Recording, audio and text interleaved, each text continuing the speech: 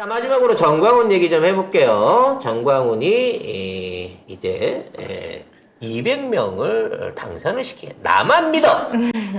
나를 따르면 200석을 내가 해줄 거야. 라고 큰 소리를 치고 있는데요.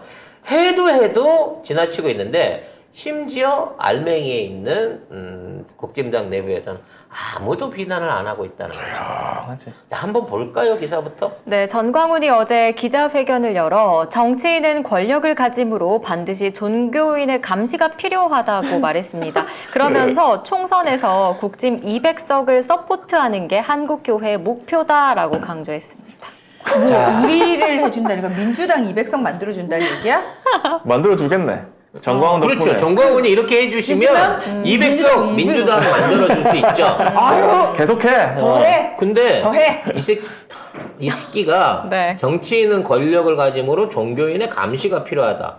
종교인의 감시가 없으면 자기 통제가 불가능하다. 이걸 검사로 딱 바꾸면요. 네. 윤석열이랑 생각이 똑같은 거예요. 세상에. 근데 어떻게 다들 조용할 수가 있지? 그리고 이런 얘기를 듣고 있는데, 이런 얘기를 듣고 있는데, 여기에 대해서 항의하는 놈이 없다는 거는 저 좀 꼭 밀어주십시오, 목사님. 제가 먼저 빤스를 내리겠습니다. 항의한 사람이 딱 이음이 아니겠어요? 한 명 있는데 장해찬 하나 있어요. 장해찬은 청년 최고라 가지고 뭐라도 해야 되니까. 뭐 하는데 그런데 김기현은 청년 뭐 맞아요? 외모가 청년 아닌데? 네. 몇 살이야? 김기현은 도망 다니고 있어. 야동을 많이 본 친구 아니야? 야설을 쓰고 아무튼 김기현은 우리 당원도 아니다 이렇게 소리야? 하면서 나중에 필요할 때 얘기하겠다 도망 빤스런 했고 윤재혁 원내대표는 언급하지 않겠다라고 얘기를 했습니다. 이철규 사무총장은 우리 당하고 아무 관계가 없다 하면서 뭐 선을 그었죠. 우리가 평가할 부분이 아니다 이렇게 이 세 명이 다 지도부가 꿀먹은 네, 벙어리처럼 꿀멍 하고 있습니다. 그래서 지금 정광훈 뭐라고 하는 사람은 홍준표 있었고요. 근데 홍준표가 정광훈이 저 새끼 홍준표 저거 탈당시켜버려 그러니까 입을 닫았고요. 최근 들어 조금 이제 찍소리를 못하고 있는 상황이고, 왜냐면 아니 이 소리를 듣고 아무도 자기 편을 안 들어주거든 홍준표가. 그러니까 홍준표가 엊그제 100분 토론 나와서 유시민 그 작가한테 개발렸잖아요. 거기에서 이제 명언을 남겼죠. 정치 초보자를 대통령으로 뽑아줘 놓고 이렇게 흔들면 안 된다. 도와줘야 된다. 라고 하는. 그러니까 국민이 뽑았으니까 국민이 책임져 이따위 소리를 시전을 했었었는데, 그렇죠. 그만큼 지금 정상 정치를 하고 있는 저쪽 당 안에 있는 사람들은 이게 지금 비정상이라는 걸 너무 잘 알고 있는 거예요. 여기 대놓고 또 황교안도 지금 충격적인 얘기를 했거든요. 황교안이 미래통합당 대표로 있을 때 그 당시 총선에서 지금 개발렸던 총선에서 전 목사가 과도한 공천을 요구했대요. 근데 쟤는 진짜 목사가 맞긴 맞아, 정광훈. 목사 아니죠. 다 개나 소나 다 목사래. 목사 되기가 그렇게 뭐 쉬워? 이단이라고 쫓겨난 놈 아니에요. 그럼 목사 아니잖아. 왜 목사라고 하나님도 불러줘? 떼찌하는 놈인데. 근데 보면 정광훈이 역사가 오래됐어요. 예전에 이거 보세요.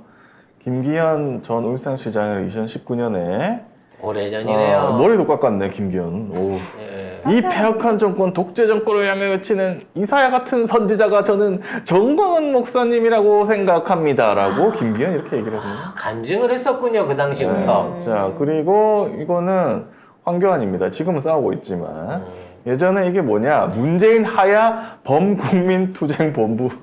그러니까 이제 집회를 하고. 광화문 나가서 그 빤스 목사 뒤에 서가지고 저러고 기념사진 찍던 또 저거 머리 깎고 얼마 안 됐을 때네요. 머리 길이 뭘 보니까. 좀 네. 많이 났네. 아무튼 뭐 이렇게 정광훈 또 했었고, 그 다음에 황교안하고 같이 뭐 이렇게 인사도 하고. 이때는 가발이 티가 나네요. 그리고 홍준표 지지 선언을 또 해줬습니다.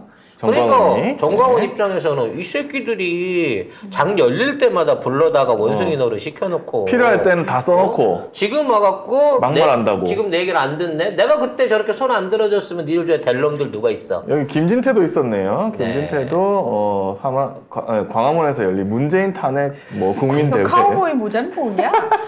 밀짚 모자 아니야? 근데 난 진짜 이 정도 되면 진짜. 좀 의심을 해보고 싶은 게 이게 당선될 놈 옆 위에다가 숟가락을 얹은 거예요. 아니면 얘가 진짜 가갖고 한 놈 한 놈씩 건드려줘 갖고 단선이 된 거예요. 그리고 최근에는 김재원하고 같이 여기 있었죠. 여기서 나 뭐 해줄래? 그러고 큰 소리 쳤었죠. 뭐든지 해준다고 했었는데 아무튼 뭐 오래됐습니다. 근데 이렇게 써먹고 이게 진짜 표가 되나? 정광훈 얘기하는 게 표가 돼? 그러니까 너무 아까도 그게 얘기했지만 신기하네. 이게 될 놈 옆에 가서 숟가락을 얹은 건지 제가 손 들어서 된 건지 알 수가 없는데 하하. 참. 어차피 결과가 되고 나면 정광훈이 다 지 거라는 거지. 내가 손대서 됐다는 거야. 경부고속도로 짓는데 사판산만 떠도 그 고속도로 내가 지었다고 하는 게 한국 사람인데 정광훈 오죽하겠냐고 지금. 희한하네. 결과적으로 이거를 통제할 능력이 없다는 게 그래도 총선 때 한 번 와서 내 손 잡아주는 게 도움이 좀 되는데 표얻는 데는 이런 생각이 있으니까 한 놈도 출마하는 놈 중에 한 놈도 저 미친 새끼야 말을 라는 못해요. 그 마음의 소리를 내뱉지를 못하는 거예요 지금. 참. 근데 나는 놀랍네요. 당원이 아니었다는 게. 아니, 무슨 기독당이잖아요. 뭐 자기 만들었잖아 뭐. 기독당이면서 자기네 국회의원 세울 생각은 안 하고 대표라면서. 어? 왜 거기서 국민의당 200석을 만들어? 이건 결과적으로 국민의 힘. 기독당과 국민의 짐을 통합하겠다는 얘기예요. 그래서 아마 이 공천권 요구했었다고 하잖아요. 이번 선거 때도 나는 공천권을 요구할 것으로 보입니다. 그래서 그렇죠. 정광훈이가 미는 인사도 공천권을 꽤 받을 수 있겠구나! 라는 생각이 들어요. 그리고 자랑하겠죠. 내가 공천 얼마를 넣었다 이러면서 김기현 대표한테.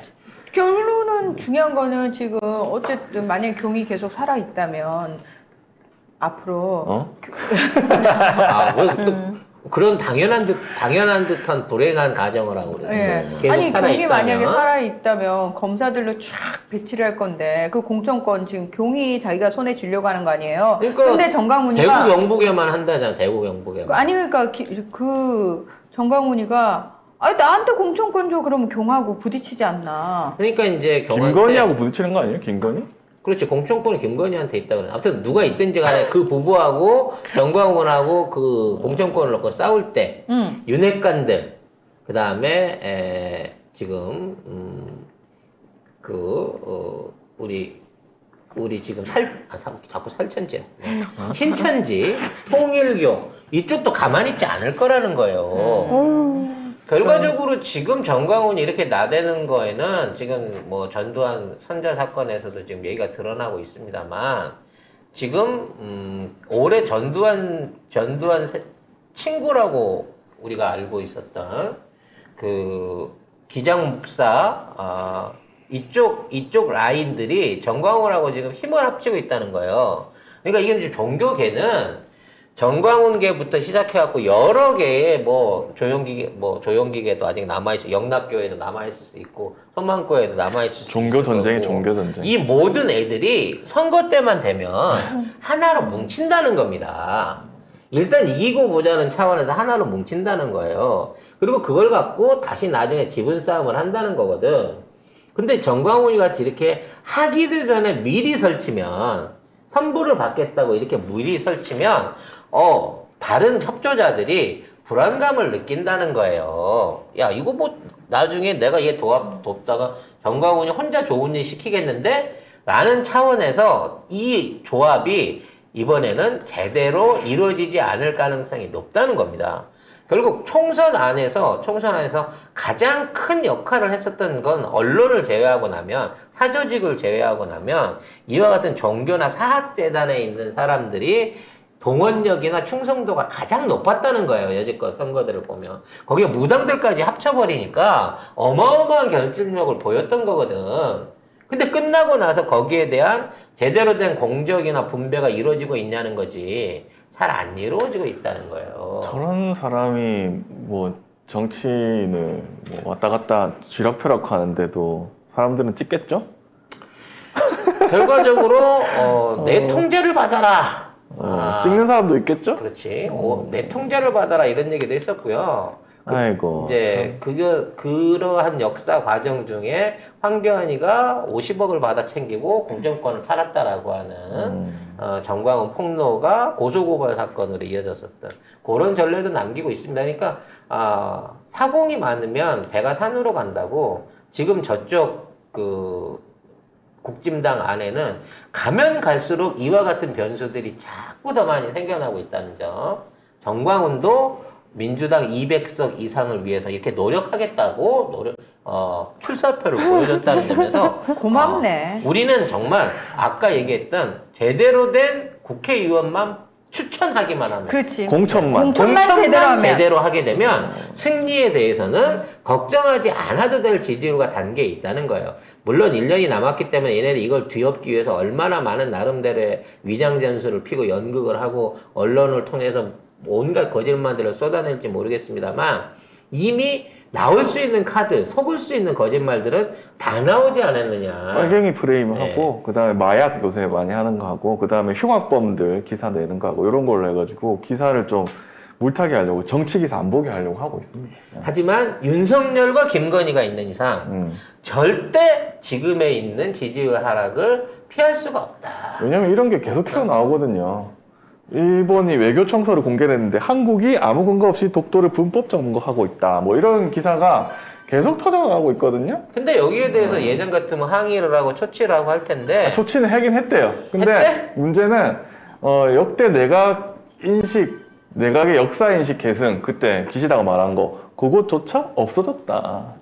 나라 거는 개판이 돼가고 있고요. 개판입니다. 편지 하나 써주고 부산에 술 못 먹으러 간 거 이를 빠득빠득 갈면서 지금 필러 좀 맞고 뭐 차고 나갈지 까르띠에 쭉 고르고 있지 않을까 신상들 그런 생각이 드네요. 네. 결국 이런 것들이 정리되지 않는 이상은 계속 이 나라는 나락으로 계속 갈 거고 이 놈을 대표로 믿고 정치를 하는 국짐이 결코 반전이 어려울 것이다. 이렇게 되면 우리가 죽이기 전에 국짐이 먼저 윤석열을 손절해야 된다.